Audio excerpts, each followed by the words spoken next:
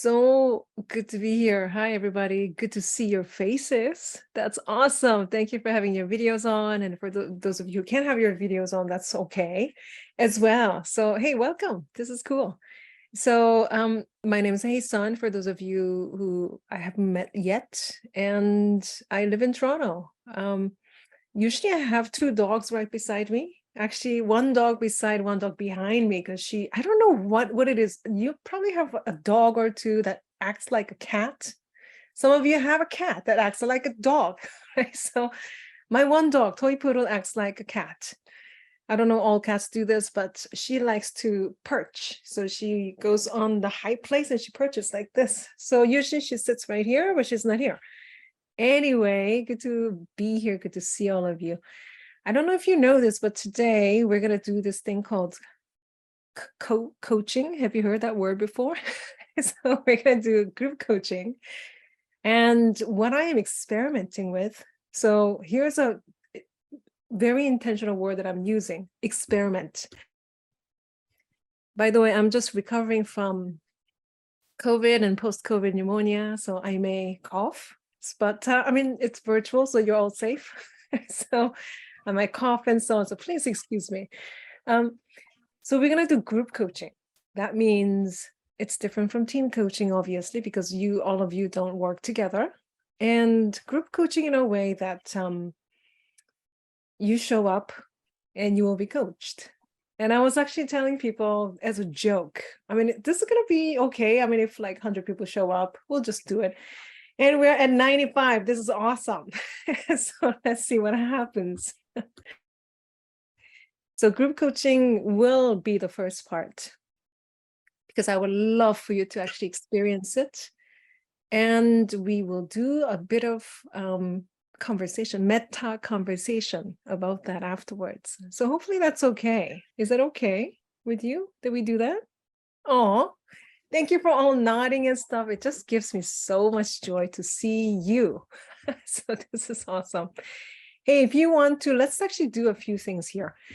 So in the chat box, if you would like to, so Phil says, okay, free vacation, I don't know, but what you can do is if you want to actually, location is one thing, but I would love to ask you this question to begin. And this is actually our way of testing if chat box thing will work. So could you all publicly text in the chat box about what you care about in your life at the moment? This is a very small question. What do you care about in your life at the moment? So next question to you is, suppose somehow we open your social media, whether it's Facebook, what are some other things? I don't know. I don't do social media a lot. So LinkedIn is one, but then, personal social media like Facebook or Instagram, is that what it is? And then this thing that, it drives me nuts, my nephews watch. It's like TikTok, something like that. Do you do TikTok?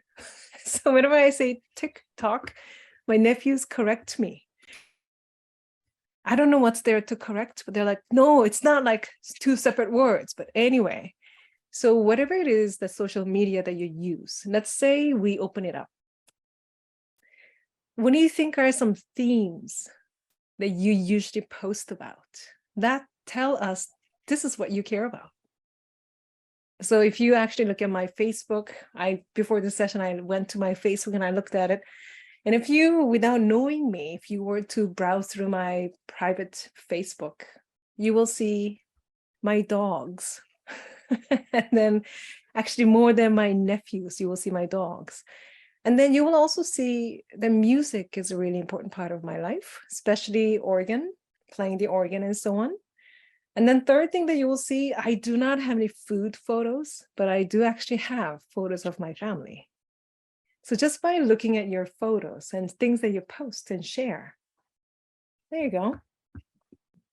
So for those of you, we're doing this test, please message me privately, okay? So message me privately, because we're doing this, when we do group coaching, I'm going to ask you to use the private message so that when I pose a prompt, I need you to answer it and type it if you can. If you can't type, if you are not seeing it, do it in your most comfortable way so that you are maybe writing it down, recording it, you are doing something so that you're documenting it. So if you are not seeing the screen, that's okay. I'm going to actually say it for you. So you will be able to actually hear it and engage in the way that is most comfortable for you. Second one is this. Okay, so for those of you who are messaging me privately, yes, that's exactly what it is. Good. Okay. And second way that I'm going to invite you to do this is, I don't know if all of you have English as your first language or most comfortable language. So if English is not the most comfortable language, well, that's something that I am comfortable with. So I will be prompting you with English, but really feel free to answer in the language that you're most comfortable with, whether it's, I don't know, Finnish, French, Korean. Well, actually, I can read Korean, so, so there you go. But language that you are comfortable in responding to. So feel free to do that, because what we're going to actually talk about later on is that it's not going to be about the information what we get from the content, but it will be the context that actually matters to you. So please respond to my prompts in the language that you're most comfortable with. Okay? Yeah, you good? So, hey, there you go. Hey, so, ooh, people already are sending me stuff in really cool language. Thank you for doing that. That is so cool. Now then, we're going to get into group coaching shortly, but let me tell you, I don't call it, I'm going to ask you coaching questions. I actually mentioned I'm going to prompt you. So prompt is very different than asking questions. So I really hope that you have some topics that you would like to be, I don't know, you would like to bring to the coaching session. Do you? Many of you? Okay, I hope so. And this part will be recorded with just my face showing, so we will not see you. But what we're going to do is, there are 3 things I'm going to ask you to think about. So let me actually show you. I have 2 slides for you. Power of group coaching, and here's a second slide. It will work if, number 1, if it's a real topic. So please don't pick a topic that's not your topic. Okay, so, oh, I had this client and they actually had this topic. Don't do that. Please bring your own topic that you actually think that you actually bring it to your own coaching session, professional coaching session. So choose your own topic. Be a real client. That's number 2. That means when you actually participate in sessions like this, you know, when I show up, I usually have 2 hats. One is I participate, and second, I evaluate. So I participate as a client, great, but then I also have this coaching hat. I'm like, okay, let's see what they do. And then I try to like write down questions that, you know, they ask. Don't worry about it, I'll send it to you. So please participate fully as a client. Don't burden yourself having to be like multiple personality at a given time. So when we do group coaching, please engage as a real client. And then number 3 is real time. So as I mentioned, please engage in the language that's most used, like really comfortable for you. Not only if you, I highly recommend that you actually put it in the chat box if you are able. The reason is because after group coaching, we're going to go back to your transcript. And then what really helps is, because you are texting me privately, you will have your own record of transcript that you can look at. So you're not going to see anybody else's, but you're going to see your own. So if you want to document that way, that will be really useful. But if you prefer pen and paper or audio or any other format, that's okay as well. Okay. Do you have questions for me? What questions do you have for me?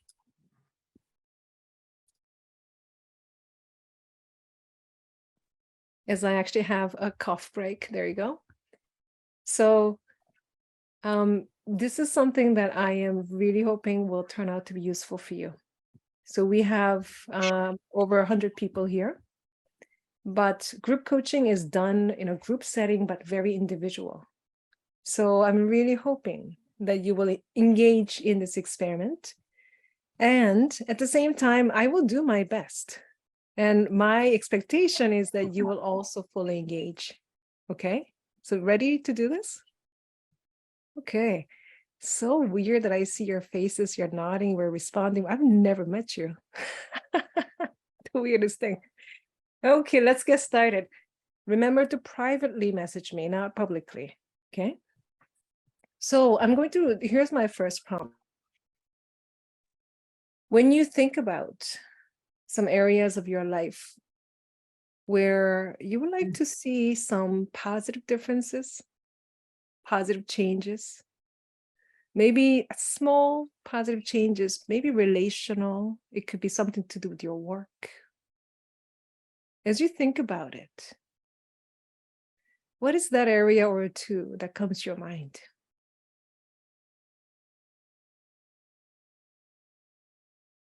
Feel free to put in the chat box in your language. More, maybe something different, something more, something less. What would you like to see different or better, right? Wow.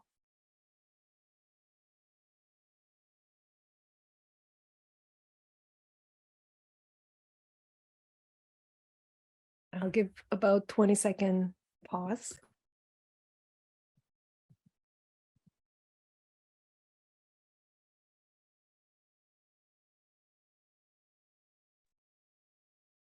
Could you repeat that question, please?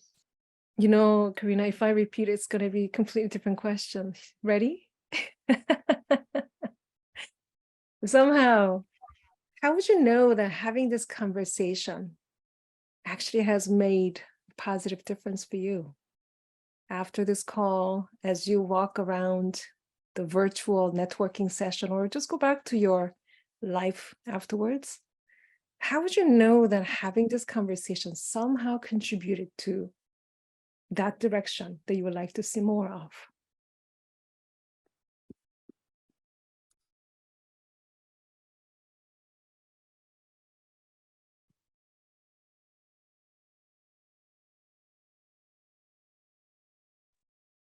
By the way, for those of you who are trying to write down the questions, don't worry about it. This is being recorded. You'll get a copy, okay?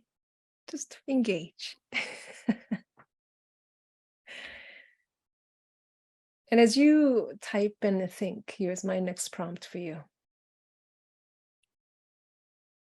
Somehow, I'm really hoping that whatever you're actually putting in the chat box as you're processing this, somehow there is a really good reason for you that this particular topic is important for you at this moment in your life. So why is this topic significant at this time for you? What's the significance? Why is this so important for you?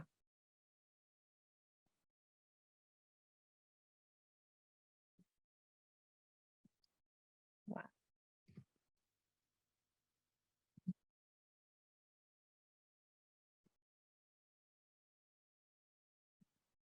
Here for your responses, especially in your own language. That's beautiful. Thank you.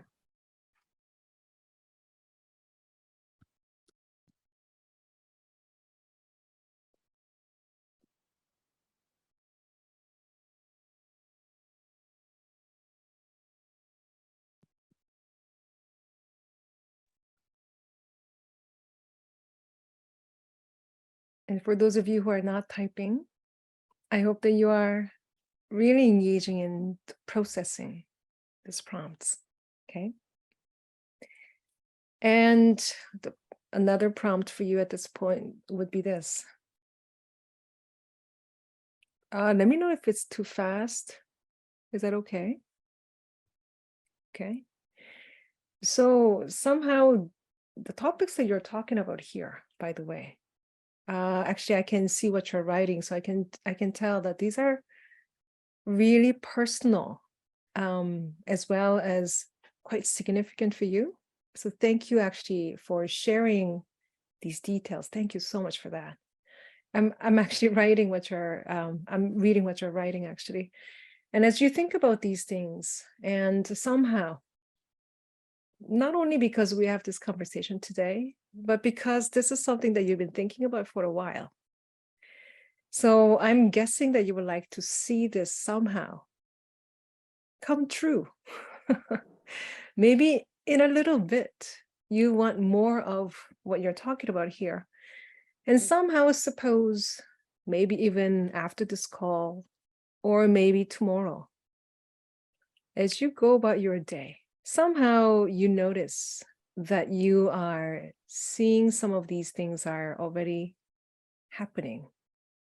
Suppose these differences that you talk about here, small differences, and some of you pretty big differences, suppose there are actually happening more than you thought, and things are moving in your preferred direction. What difference would you notice about how you go about your day?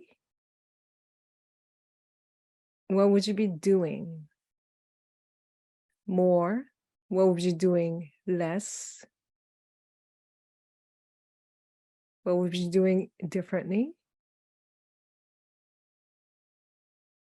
And who would actually notice this difference about you?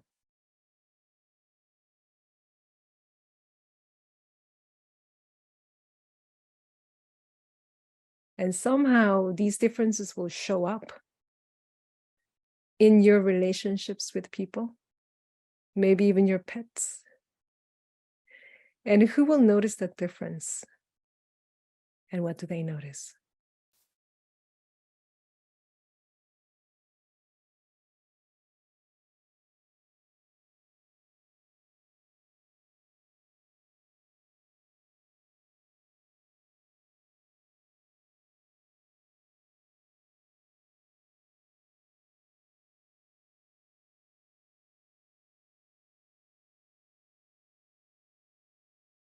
And somehow imagine yourself going through your day, seeing the people that you see, doing the things that you do, but somehow you're doing them maybe a little bit differently, in a way that you would like to do, in a way that you would prefer to see. What difference do you think that will make for your relationships around you? Maybe even relationships with yourself. Maybe how you relate to your work, how you relate to your life. What difference would you notice?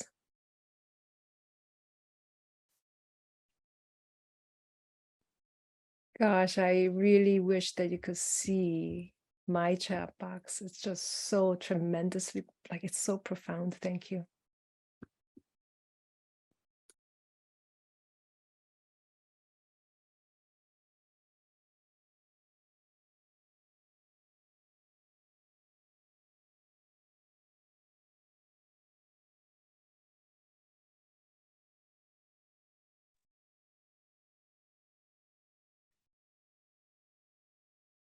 Wow.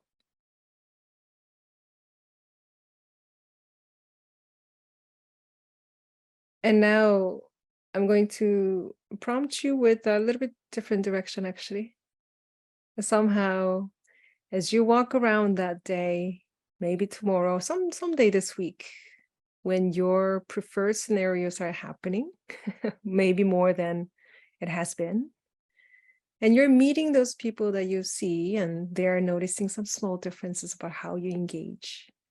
And you notice some things about you too, that maybe other people wouldn't notice at all, but you know that's different about you.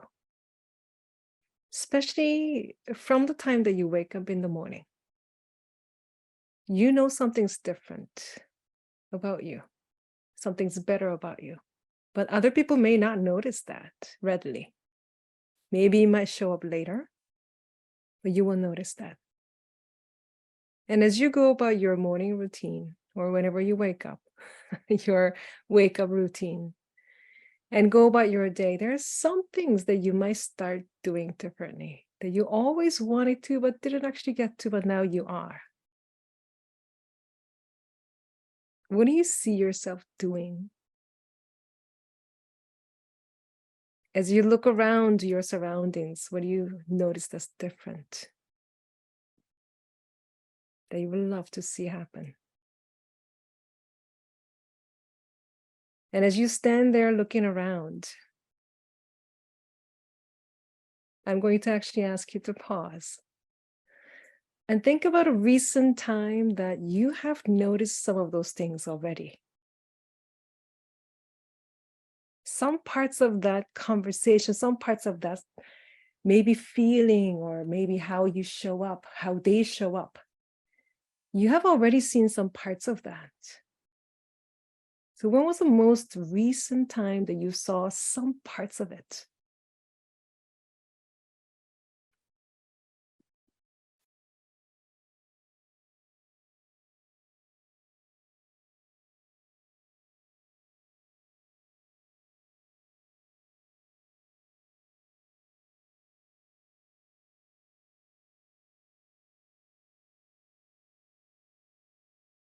That's incredible that you're, wow, okay. And I have maybe 2 or 3 more prompts for you. Next prompt is,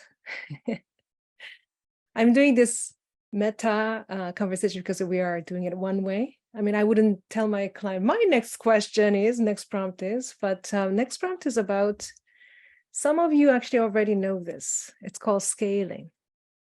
Scaling question, okay? Scale of 1 to 10, let's say, or 10 to 1, however way you like it. Let's say a scale of 1 to 10. 10 is some of these things that you're actually describing earlier, and you can actually see in your chat history or how you're documenting it right now. 10 is, they're actually happening in its own ways already in my life. 10 is like, it's not like far-fetched. It's actually still very attractive, and also it's already happening in some parts, is 10. And then 1 is like, gosh, that's like fantasy world. None of that is happening. And I don't think it will ever happen, is 1. What number would you actually give yourself? Okay.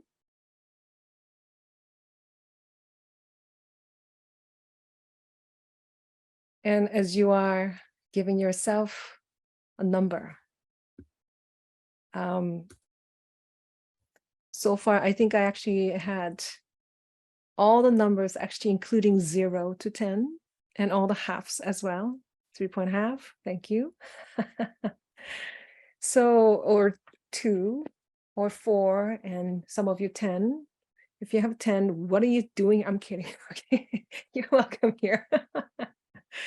So for those of you who actually have a number on that scale, I'm going to actually ask you, if you feel that number is good enough, that's cool. But if you feel that that number is not good enough for you, I want you to think about this. This number that you gave yourself, is that good enough for you? If not, then that's okay. Okay. Now, whatever number that you actually said you're at, there are a couple prompts here. Number 1 is, how are you managing to be at that number, not any lower? Especially if you feel like you're pretty low on the scale that of your preference. How are you coping with all that?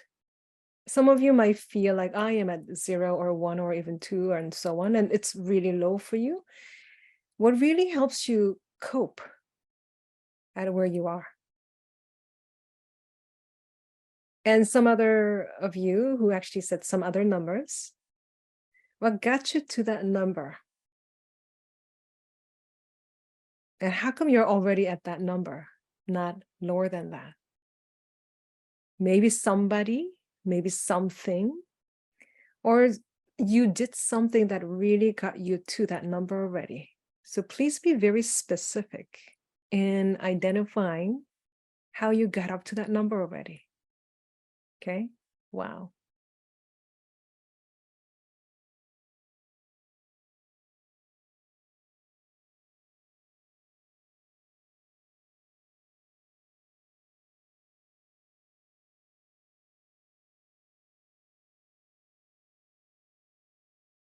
Maybe something that you did or didn't, you were or you weren't, that really got you to this number. And somehow you're coping, although it may feel like it's pretty low, or maybe it feels like it's pretty high. How did you get there, right? And here's your second last prompt. As you're writing this amazing, this is what we call curation, by the way. It's not narration, it's curation. You're curating your story. As you do this, I am absolutely honored to witness some of your stories here that are, wow, profoundly human. Thank you. And second last prompt is this: which point on this scale will be actually good enough? Not perfect or even ideal, but good enough. Knowing your life, because you know your life best, eh?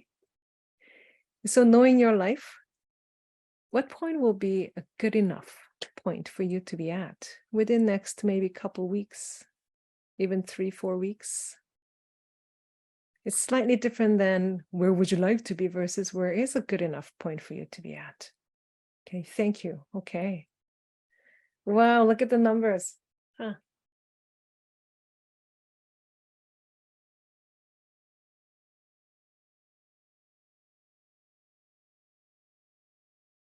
And could you please think about at that number, what's specifically different at that number that you don't see at your current number? And if you think that where you are at right now is good enough, that's good enough. That's cool. How would you actually keep at it? How do you maintain that, right? Some of you, you're expanding scales to 12. That's awesome.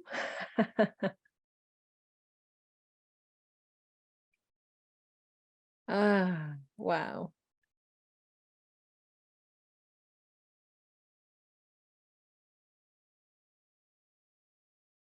And as you are reflecting, I often tell my clients that how often do we actually have this time, dedicated time, that we consider your life without being interrupted?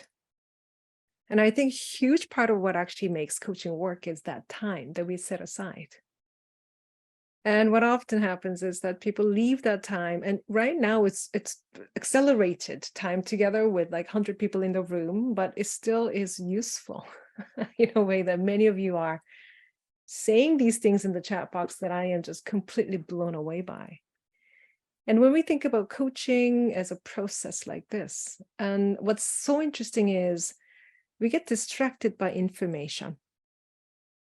And we maybe want to have more information, so we ask more questions. But then for those of you who are engaging in your own language that I don't understand, I really hope that that was useful for you, because I don't know what you talked about.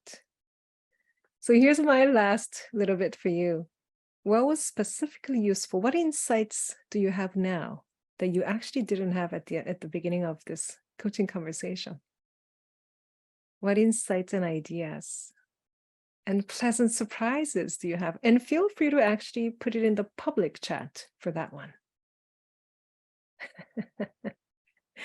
What difference did this actually make for you as you're leaving this coaching conversation? And I hope that there are some ideas that you're putting forward that emerged for you. And there are some insights that you were not clear about that are clearer now. Some of you might actually have some action items too. But something about meaning changing, insights emerging, those are the fun ones. Yeah. I don't even know how this was useful because I don't understand the language. I love it. Thank you. And here's my very last priming prompt. When clients leave my room, I usually say something like this. So because we had this conversation, very likely you're going to actually catch yourself in those situations where you notice things are actually happening in your preferred way. And when you notice them, I really hope you to just notice them and take notes so that when we come back for our follow-up, we can chat about it. So suppose we meet for our follow-up in, let's say, 3 weeks. What would you like me to ask you about or check in about?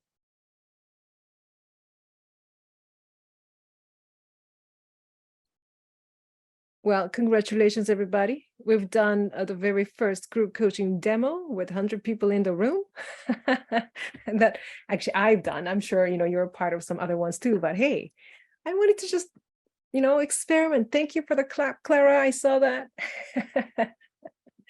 Thank you. This is pretty fun, isn't it? Now, what I would love to thank you for the clap. Hey, pretty good. Yes, the hearts. Thank you. Now, we're going to do a little bit of debrief because this is really interesting to look at.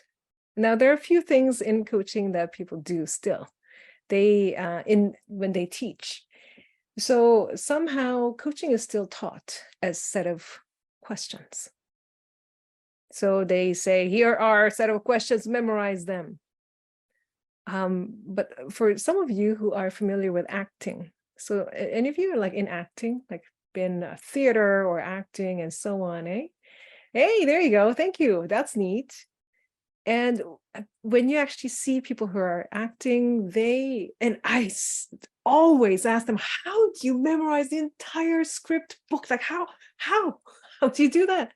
Because I met a lot of actors who are doing coaching videos and training videos, and they actually have to memorize it. I'm like, how do you even do this memorize? How in such a short time? Every single time I ask good ones, they say, I don't memorize the lines. I memorize the intentions. And that just, wow. And it works like that for me to think about coaching. So coaching is not about questions and what questions we ask, because questions are sure it works in certain ways, but it's not about questions. Then what is it that we are actually teaching? So here's this idea of pedagogy of curiosity. So if coaches actually leave the training with a set of questions memorized, is that a good measure of success? So they know exactly 12 questions from beginning to end. They just memorize it and recite. About 10 years ago, one of my master classes, people came and they actually did coaching session demos in front of people. And that's exactly what I saw. 12 of them memorizing more or less the same questions from beginning to end. Sure, clients found it helpful. That's great. But as an educator, I was so troubled. If that was 12 questions that they had to memorize or 15 questions, then why did they have to spend 6 months? What are we doing in class? I can just give you a sheet of paper and say, memorize it. What is it then? What is it that we do if it's not asking questions only? So that actually has become one of my biggest frustrations in coaching education.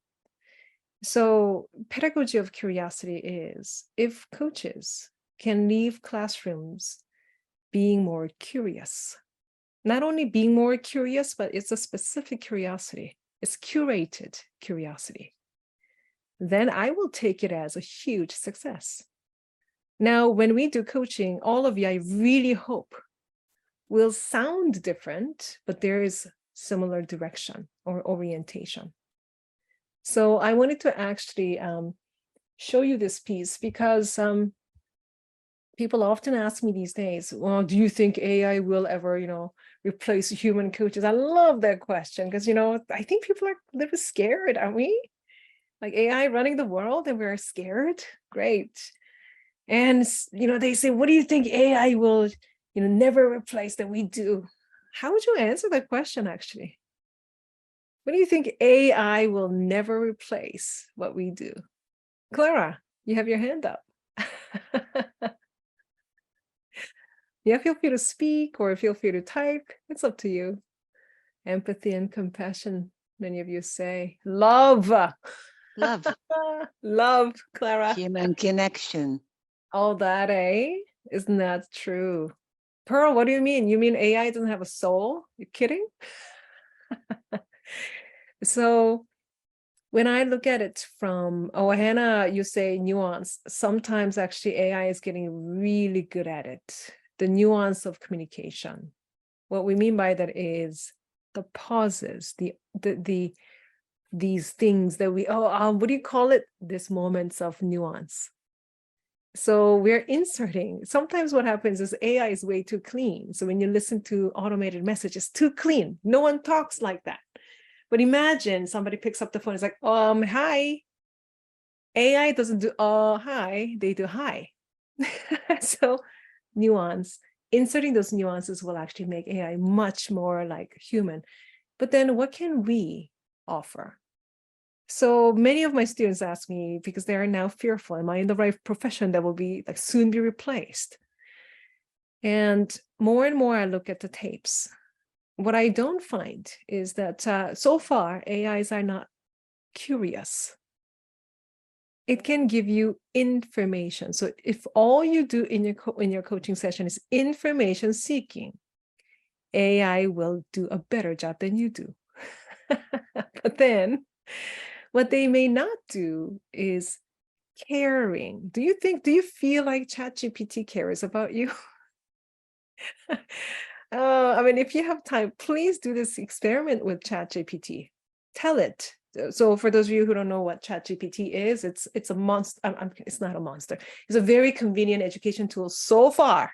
I don't know what's going to be in 2 years, but it's AI-driven sort of, I don't know, what do you call it? Artificial intelligence thing that is smarter than me, smarter than probably all of us. And it gives you information. Now, in coaching conversation, if clients are getting information from us, I'm not kidding, ChatGPT will be a better bet for them. But if they actually experience transformation, now that's a different story.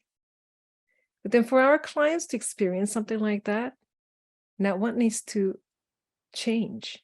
When we say transform, form changes. What changes as they sit with us? Something needs to change. What changes and how do we contribute? So, thank you, Carrie. It's a natural language processing model. Yes. So when you actually have time, please go to ChatGPT and do these prompts and say, okay, so now you are a coach. So coach me. Oh, I've done that. And you know what ChatGPT says? It will tell you, I'm a language-based model. I don't do that kind of stuff. So you have to actually sort of comfort it and say, it's okay. We're just role playing. So role play being my coach.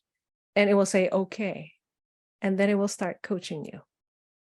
So I've done that actually saying, coach me. So you are now my coach and you will use solution focus method. You will use CBC. You will use this. So I instructed it specifically. And first 3 prompts sounded pretty legit. 4th and 5th, it's just so wrong. So then I was angry at it. So I'm like, oh, this is so wrong. And you know what ChatGPT said? Apologies. It's like, have some feelings. Come on. It's not an apology. And I said, okay, do it again. And it does the same thing. And there's no shame in getting it wrong. Anyway, so I'm a big fan and I just hate it at the same time. But what's so interesting is I don't feel that AI will ever replace our curiosity. And I often talk about how curiosity and care, they have the same root word, cura, C-U-R-A. It means to cure. Care, curiosity, and also the third word is curate. So what we do in our coaching conversation is we curate people's stories by co-constructing meaning around something that they care about. And I think that's where the power is. But how do we do that? You just experience peer coaching or group coaching, and then somehow there are some ideas and insights. And I hope that this actually makes a difference as you go about your day tomorrow, for sure. But then how did it happen? So I wanted to share with you something that I'm so passionate about. Many of you might know this already, called Dialogic Orientation Quadrant. Do you know about that actually? Have you heard of that before? It's your first time? Okay, some of you, yes, no, okay, cool. And I'm going to actually show you a very simple model where you do not need to memorize a single line, because we have a specific direction that we're following if we are having coaching conversation. Okay, you ready for this? I'm going to draw this so you can follow along very quick.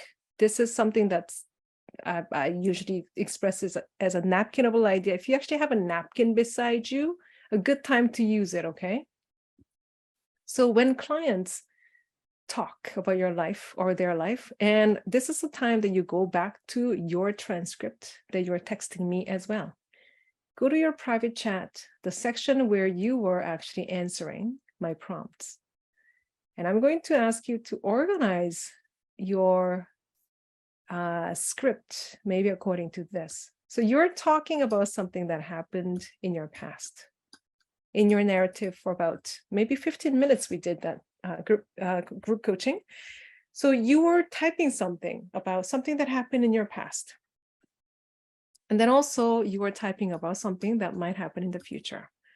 So often our clients, or actually all of us, we have a timeline in our stories. Something that happened, something that might happen, and we go back and forth. And then, of course, some people say, what about now? So here's a now. It's actually defined for researchers only, but this might be useful. Here's a now where you and the client sitting together. Time and place that you share with your client is actually defined as now in this model. So now in our case is when we have that coaching, group coaching together, is the now. Beginning and end of the session was now. And also when you look at your own narrative that you were just typing or writing down, you also see another dimension. So here's a vertical line that I'm drawing in the whiteboard for those of you who are not seeing it. So I have a horizontal line going from past to future, left to right. Right in the center is now. And also top to bottom, I am drawing a straight line. And on the top is something that people say that they want more. This is what I want more. And people will also say, this is what I want less. I don't want it on the bottom. So top to bottom is preference line. So we have timeline and preference line intersecting in the middle. And you will be able to actually, I would highly recommend you copying and pasting or just copying your meeting the chat history when you're being coached, and look at it this way. Because many of you might actually have some quadrants more than some others. So when you look at these two lines intersecting, top right corner is quadrant 1, which is something that might happen in the future that I want more, which is what we call preferred future. So preferred future is one area of our conversation. This is how we organize what clients say, part of curation. And the top left corner is called something that happened in the past that I would love to see more. It's like, I loved it. So it could be interactions, feelings, maybe thoughts, behaviors, and all these things that has happened, or relationships, or people who are maybe your network, support system, all those things that happened in the past that you just really cherish. It's called quadrant 2, also known as resourceful past. Okay. Quadrant 3 is, what is this? Bottom left. Bottom left is the area where something that happened in the past, and that was not preference. Not my preference. So quadrant 3 could be some not so good memories sometimes actually those memories are minefields. You don't know when it's going to be triggered, and trauma lives there, regret lives there, guilt, shame, all those familiar words, they live there. And this is called troubled past. And what's comforting is all of us have it. Isn't that awesome? So all of us have this troubled past. And quadrant number 4 is the bottom right corner, which is something that we say that might happen in the future that, oh, we would not like to see. I do not want to see that happen. This is where anxiety lives. Like, this is their home. Anxiety, fear, and all those things. And we call it dreaded future. Quadrant 4 is dreaded future. As you look at your first little bit of your narrative, maybe you can already see where your narrative may live. But I was very specific in my prompts and directions. So many of you actually mentioned about what you like to see. But oftentimes when you're in conversations with maybe your friends and family, you say, so, hey, how's it going? How's it going? Is like, what are you asking? They can tell you from 1, 2, 3, 4, and guess what we usually pick? Us humans are awesome because we are so good at sharing stories of hurt and fears, because I really believe those sharing those stories they come from place of care. Think about it. Why do we share that? Because then we want to make sure that other people don't get hurt, maybe. So when we hear that, oh, this happened to them and they got hurt, we come and tell our family so they can be careful next time. But what ends up happening when you look at communication research, we speak about and we detect and notice quadrant 3 and 4, which is the bottom quadrants, at least 3 times more likely than quadrant 1 and 2. Especially unprompted. Dinner conversations. They tell you something about 3 and 4 3 times more than 1 and 2. And of course, us who are sort of trained as coaches, we sit there, we're trying to shift the conversation. It doesn't work. So we end up talking about, oh, nice shoes, nice bag. So what's interesting is, though, naturally, we talk about quadrant 3 and 4. Then the next question I always ask coaches and mentors, where do you think in coaching session we're trying to orient our client towards? Which quadrants do you think is what we're trying to really get our clients to look at that we believe is useful? Okay. Many of you say 1 and 2, 1 and 2, yeah. 1 and 4, so okay, cool. 2 and 1, 1 and 4, Mark. Yeah, see that? Ooh, all 4, Pearl. Hey. Cool. Yes. Yeah, that's so interesting. Yes. 3 and 1, Paul, yeah? You know, what's so interesting is often, especially if you do something that's called coaching, we acknowledge all 4. There's a difference between acknowledging and exploring. Acknowledging is if somebody says something from 3 and 4, you don't avoid it. You are not trying to shift them. Someone actually put it in the chat box earlier about grief. And that I cannot tell you how real that is. Especially when people talk about grief. I think that maybe makes other people uncomfortable. I'm comfortable talking about my grief. Yesterday was actually the 3rd year anniversary of my dad's passing. And my mom changed the language around it. So instead of actually remembering as a day of his passing, she wants us to call it his heaven birthday. So it was his 3rd heaven birthday.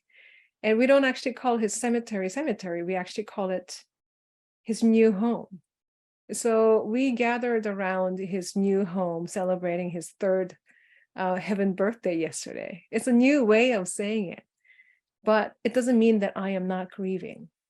But then what happens is whenever I talk about this grief, because it's such a human part of it, people get so uncomfortable.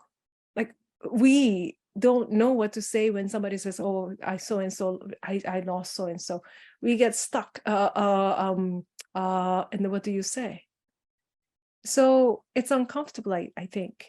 So I've actually have experienced some coaches do something like this. I talk about my grief and all those things, and they judged my grief as quadrant 3 and 4, and they wanted to shift me out of it. So they said, okay, so what do you need to do to get over it? Or when is a good time to move on from it?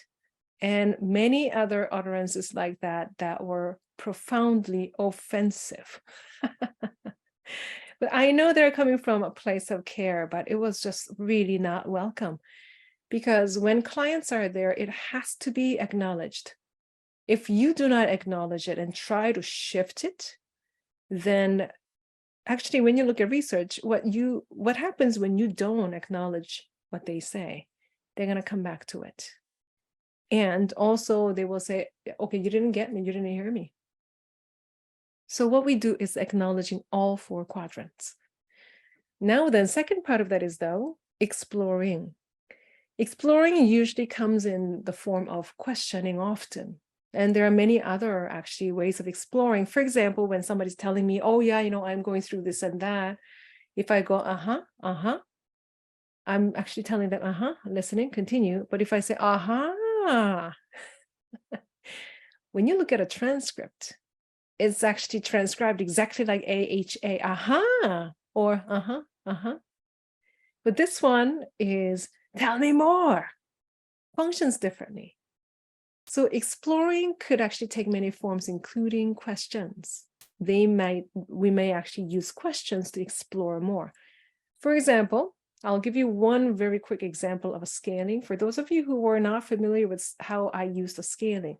By the way, entire process that I did is from solution-focused brief coaching. I didn't invent it, okay? So I just hope that that's clear, that here's a specific modality that I used.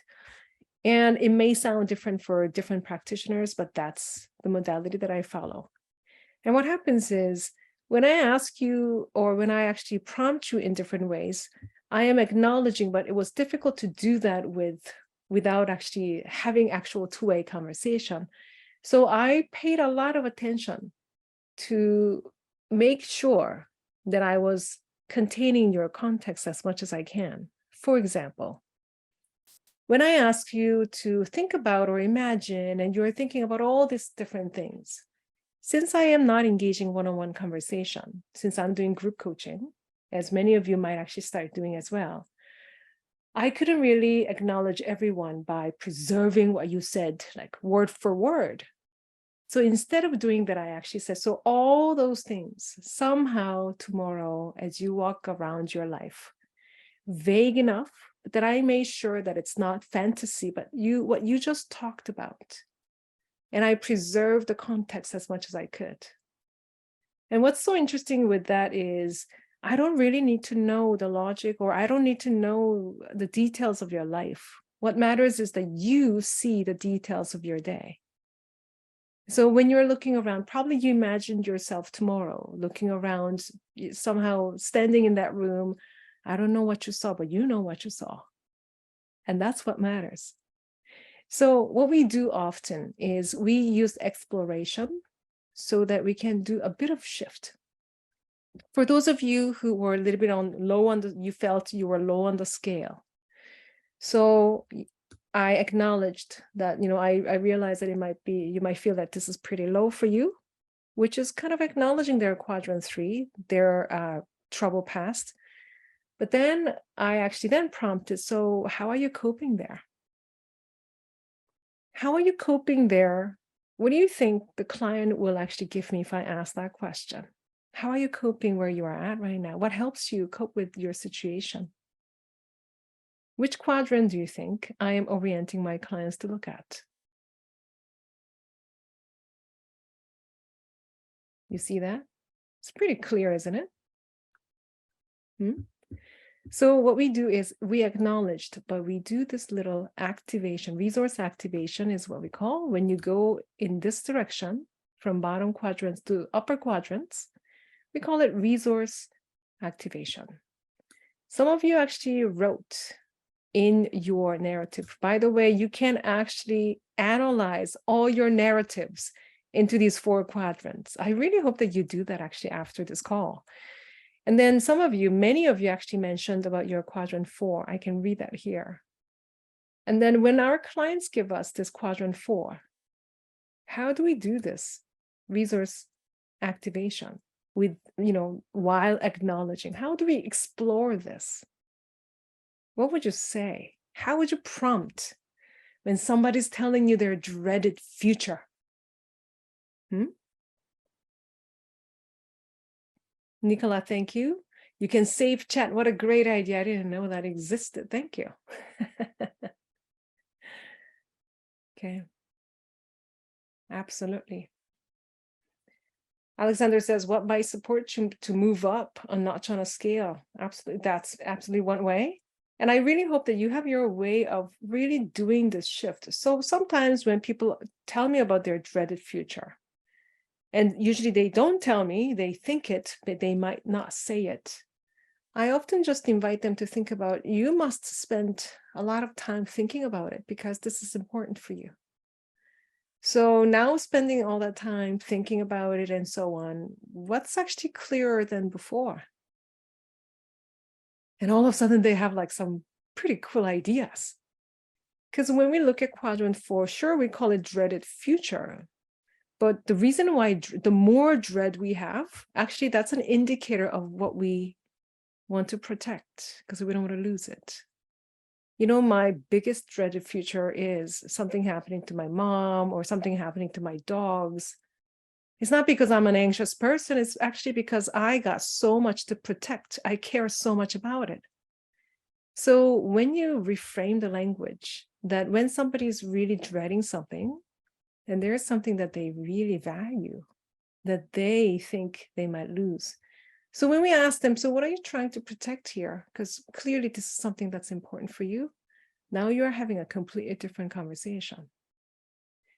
So this is Dialogic Orientation Quadrant model that I follow in my coaching conversation because I don't memorize the lines. I memorize the directions. So as you can see in the replay, I hope that you get to actually watch it again. I started from quadrant 1 and I built around the quadrant 1 and I said, what does that do? And I asked a few more times about what does that do? Who notices? What difference do you notice? And those of you who already know this little plant, that vegetable that grows like this, I usually say this is a potato, but I recently was told that also ginger, they grow like this. Is that true? I don't know.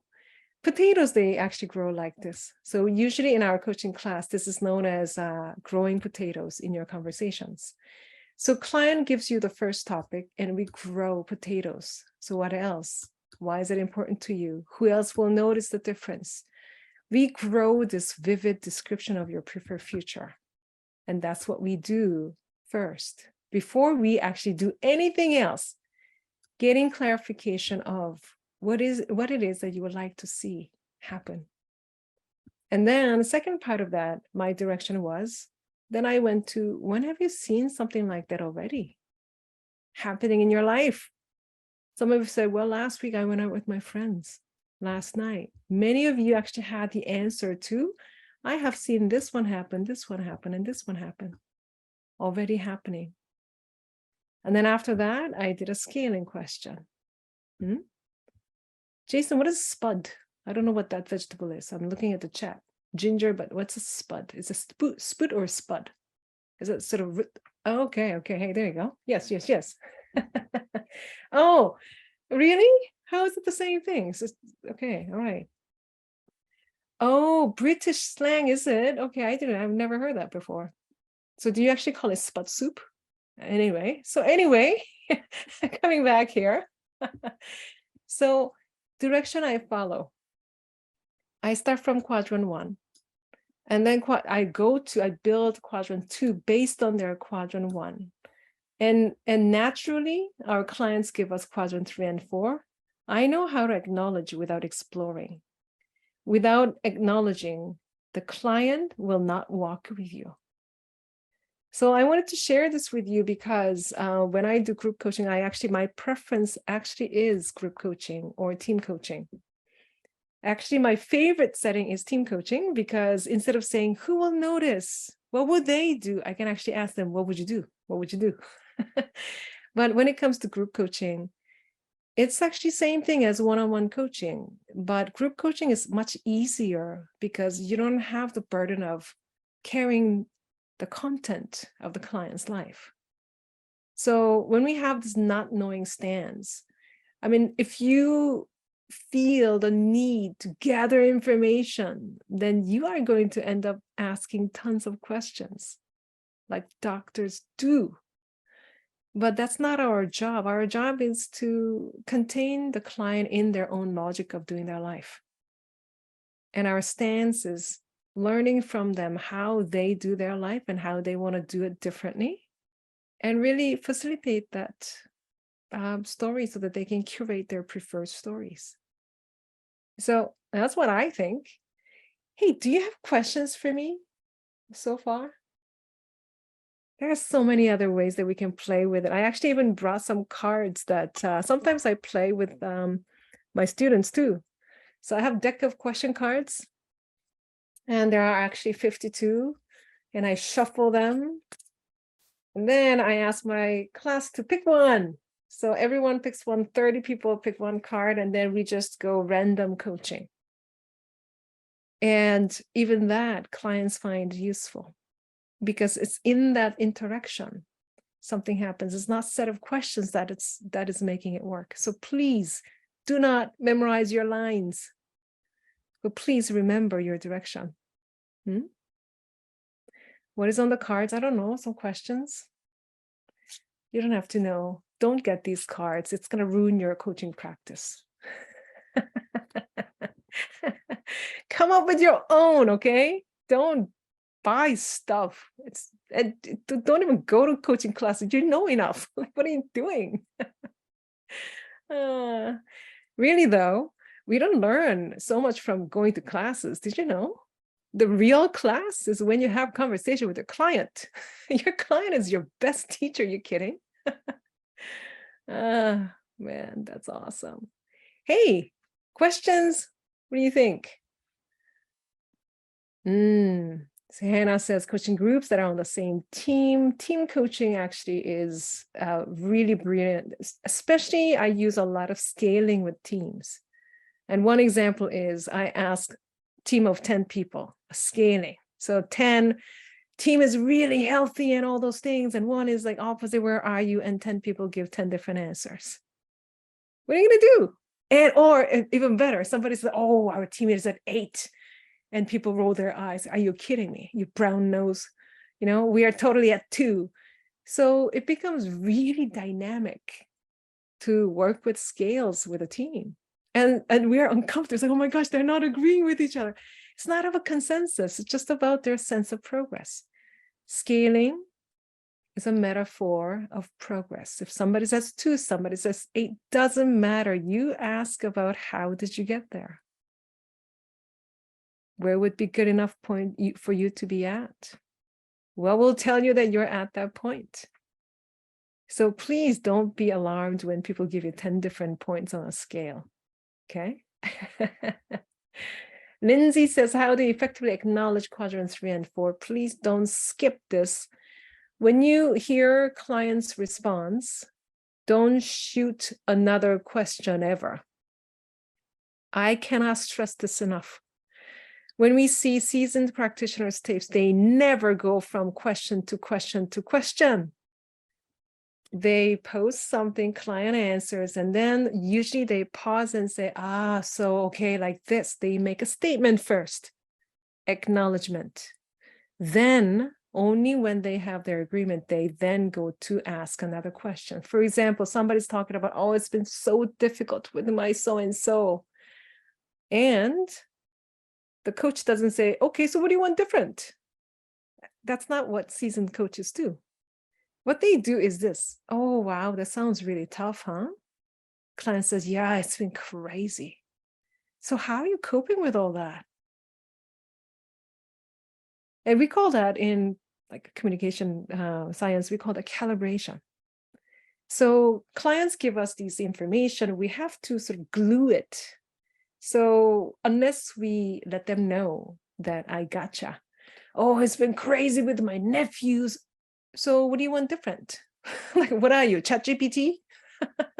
So what you need to do is acknowledging sounds like, oh, wow, sounds tough, eh? Teenagers, huh? Yeah, it's crazy. So yeah, how are you coping with all that? That's great because you just acknowledged and explored in that one weaving sequence. So please, that's how we do acknowledging exploration. Every single turn we take, okay? What else?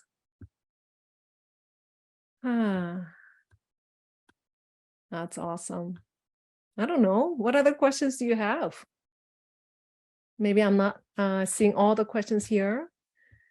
When you work with teams, do you share their answers? Absolutely. I actually ask them to share. I love it, especially when they accuse each other. It's like, you're so optimistic or you're like so pessimistic.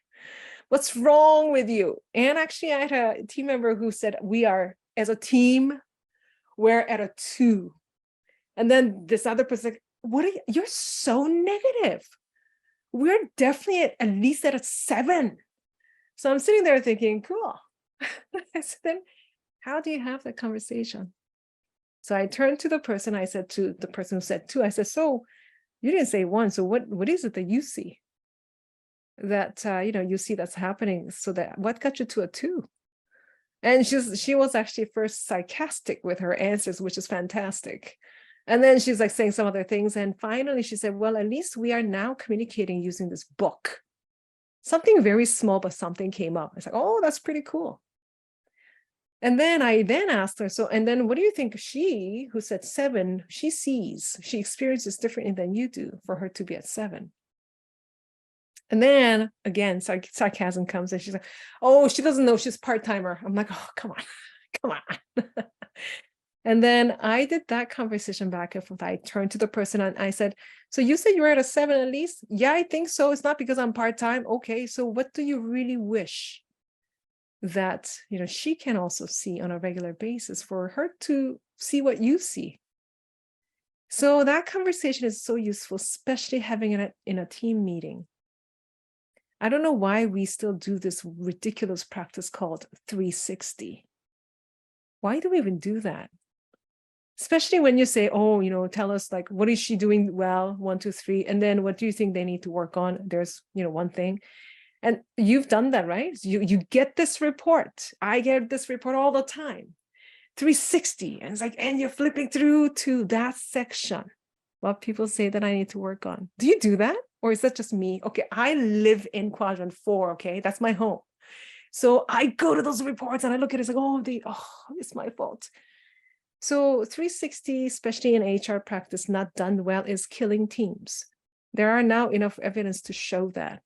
We think 360 is a thing to do. No, it's not. So then how do it differently so that it's actually useful? It's even better when people are in the same room dialoguing. Anyway, we'll get to that maybe next dialogue. That can be a topic, how to do performance conversation. But anyway, hey, other questions? What do you think?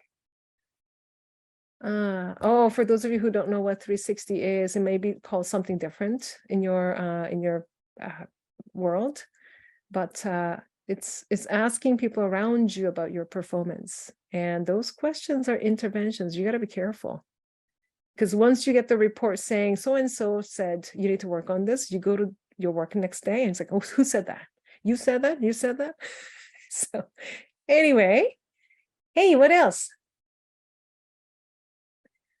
Here's maybe for time, I'll take one last one, that cultural differences. It's so interesting. Do I see differences in cultures? Actually, surprisingly, so far, not really. I think every culture people are people. We care about what we care about. I don't think there's any culture where people don't know what they care about. So coaching is actually about curating stories about what people care about. And I think it's actually transcultural experience that we have with another human being. Well, thank you, everybody, for being here. This was fun. Thank Do you you. do you think we'll ever get to see each other in person in our lifetime? Oh, I hope so. Do you know what? Actually, that is a good segue, actually, Haesun, because I can put in the chat here as well, is our EMCC conference, which is taking place in Prague in June. If you'd like to come to that, I'm going as well. I look forward to seeing you there if you're going. Is anybody going? I see any hands. Can't see any immediate hands. Come, it'll be great. But Oh, Haesun, thank you so much for this dialogue, this brilliant session with you. I was looking at the chat and we were saying this is amazing. This is just so brilliant to be able to share your thinking on this and really hear some practical things which we can do now. And I mean, do save your own chat as well, because going through your own answers, especially looking at the dialogic quadrant, is really quite fascinating. And I was really I don't know, the way that we did the prompts first and then now we can analyze our answers means that you're analyzing things which you didn't know in advance that you'd be doing. So it's all really authentic stuff and can't be skewed. So Haesun, thank you so much on behalf of the EMCC Global. Once again, brilliant session. Thank you.